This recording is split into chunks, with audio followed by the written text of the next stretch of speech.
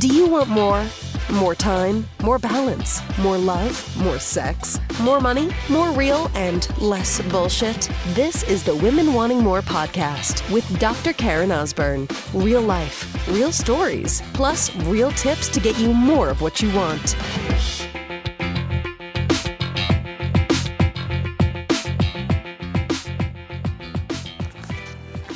People are going to see what they want to see.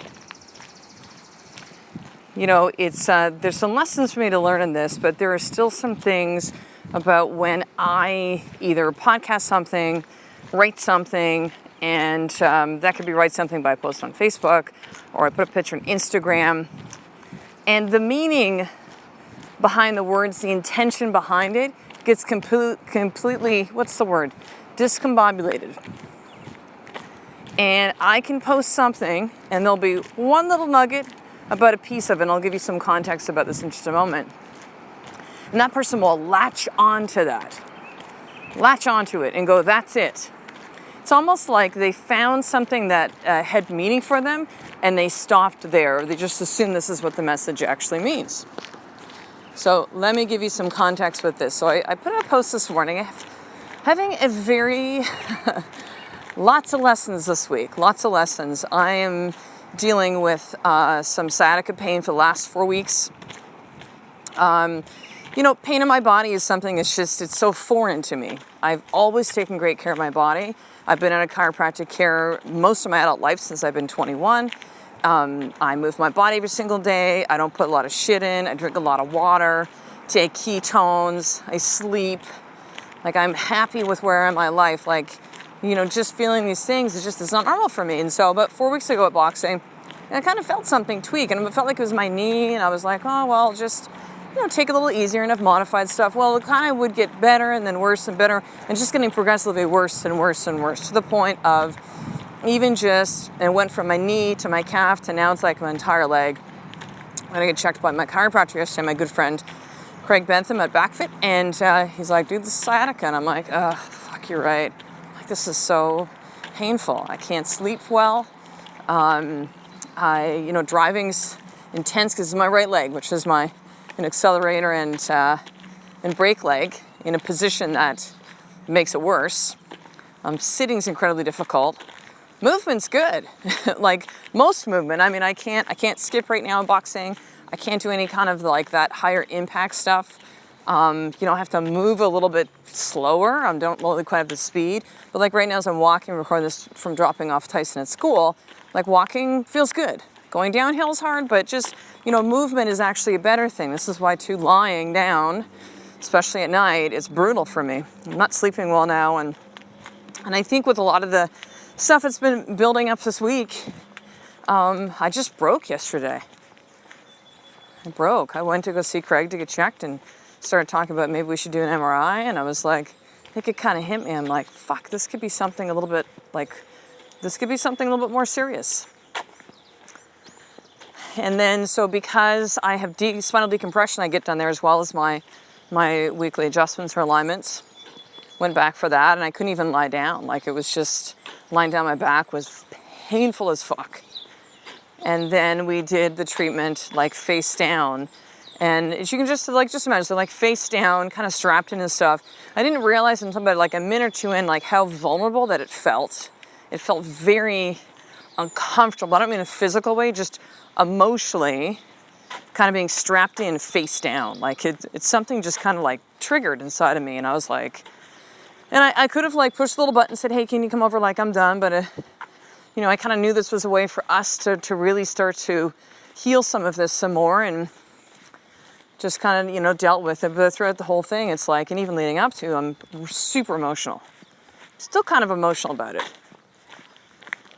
And so I'm like crying, and I'm upset, and I'm like not even giving eye contact. I just kind of bolted out of there. And that's my whole point of this fucking... Okay, so this is my whole point of it. I was like lost in that moment of yesterday.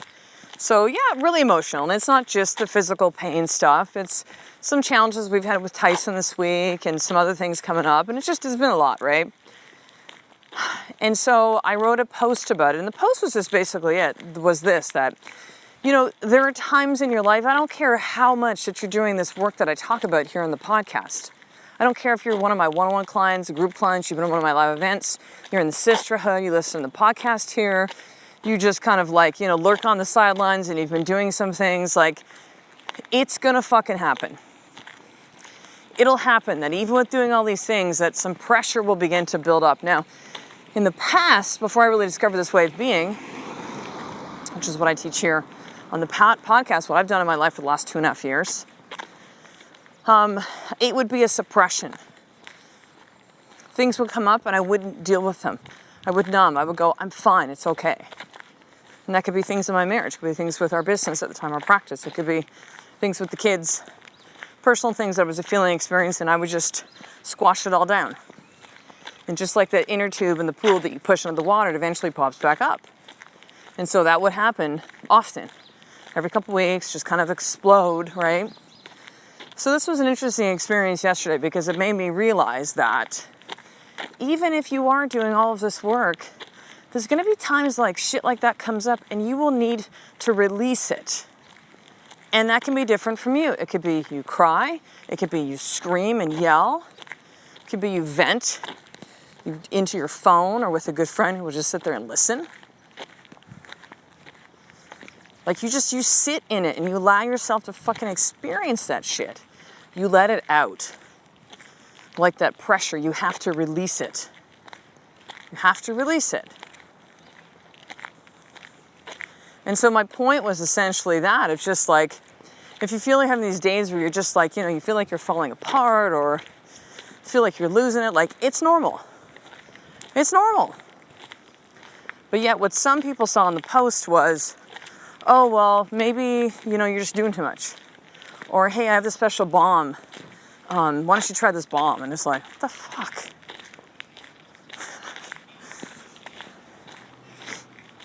Triggers me, that stuff. Triggers me. And, and there's a lesson in that for me, right? There's a lesson in that for me. It's just listen, people are going to see, and this is the podcast today, people are going to see what they want to see. They're going to hear what they want to hear. It doesn't matter how you write the message. It doesn't matter how I explain it to you, verbally now in this podcast episode. You're going to see what you want to see and hear what you want to hear. That's it.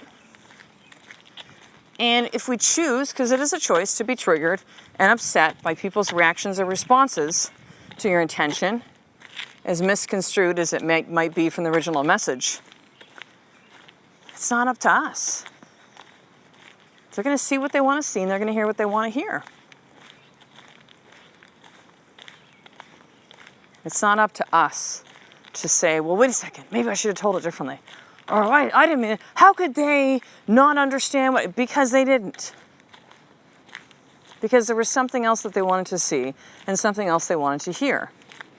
And for some people, when you deliver a message that's either they're not ready to hear or they don't want to hear, or they just they're not interested, they're going to latch onto the one thing. It's kind of like this.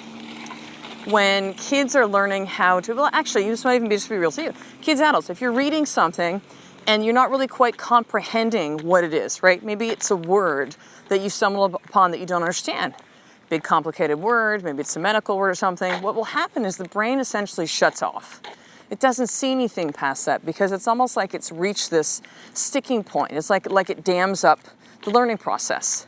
And so you'll get stuck in that place. And so my feeling of what is true for me is that some people will hear something and they'll get to there.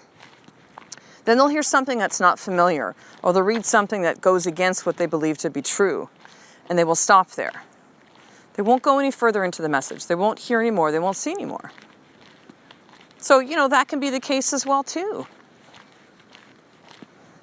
So what the fuck do we do with all this, right? What do we do? Well, a lot of times when we get upset with others because they interpreted something different than what you meant, I remember this would happen in our practice all the time. I shouldn't say all the time, that's not true. It would happen at times. That people would say to us, oh, you just want to take our money. You just told me I need care for a year because, you want a vacation. And I was like, are you fucking serious? We have people too, right? This is This is the land of everybody gets to have an opinion, would do terrible reviews about us on ratemd.com and, all the other ones out there. And we would have there's no retaliation.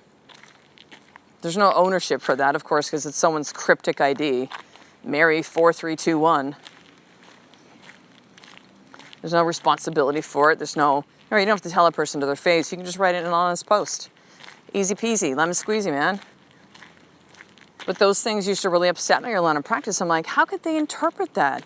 We never come from that space, ever, ever. We talk about our vision, our mission, our purpose all the time. Look at all the fucking money we raised for our local community. All the things that we did for free, that we gave of our time and our energy and our services. What the fuck? I'm about the money. And that stuff would piss me off. So here's your more tip for a day. And I've talked about this book several times, but the book Loving What Is by Byron Katie. Go fucking read it. Better yet, get the audiobook. Get the audiobook and listen. Hear it in Byron Katie's words. The work is a way for you to not attach to thoughts, which Byron Katie says that, all suffering is from the attachment from us attaching to a thought. That person shouldn't think that way. How could they say that thing? Why would they do that? All this stuff that creates all sorts of shit inside of us. So number one of this more tip is to listen to the audiobook or go read the book. I think the audiobook is actually better because you get to hear it in her voice, which is so lovely. And the second piece of that, I'm just going to do that. So you can listen, and there's actually doing what she calls the work or inquiry, which is now you're actually applying what you've learned. But let's start with that. Listen to the audiobook or read the book, but I'm going to heavily lean towards listening to the audiobook. And after you've done that, I want you to email me, drkaren@drkarenosborne.com, and let me know what insights come up for you from listening to the lovely Byron Katie. And, these types of steps, these types of tools are some of the things that we're going to actually go deep into at Women Wanting More Live. It is a one-day event that's coming up 8 days from today when I record this podcast. So by the time it comes out, it'll be less than a week away. But there is still time to get a ticket right now. There's 22 tickets that are left. Some people wait till the last minute. I know some of you will. That's okay. Get your fucking ticket. And because you listen to the podcast, your ticket is a gift from me to you. There's no excuse for you to not be here. 50 women, very intimate one-day event. There's no other planned at this point, sister. This is my 5th live event with my business. I've had 3, and my husband's business I've spoke at and helped to organize and run 2. So 5 in the last 6, 8, 9 months. That's a lot. That is a lot. So this is it. Now is your time. Women Wanting More. Live, one-day event, Saturday, June the 10th. So here's where you go to get your ticket for free as my gift, sister. drkarenosborne.com/live, LIVE. So here's the deal, sisters. So this episode I actually recorded before Women Wanting More Live, about a week before. So it is now the day after the live event as I'm recording this message for you right now. I just wanted to keep that on there to let you know that, this is the reason why we need to really act when the voice speaks to us, or think like, I'll just wait around for the next one. Because as of now, there's no plans for the next one. The event was incredible. I'm so proud of the women that were there, the work that they did, the transformations that developed, those that are continuing and doing some work and group coaching with me. And I will be sharing this in upcoming episodes. So I will talk the next episode. A life of more is just one step away from me doing the fucking work every single day. I love and appreciate you. To get the show notes of each Women Wanting More episode, including the How to Get More tip, subscribe to the newsletter at drkarenosborne.com/newsletter.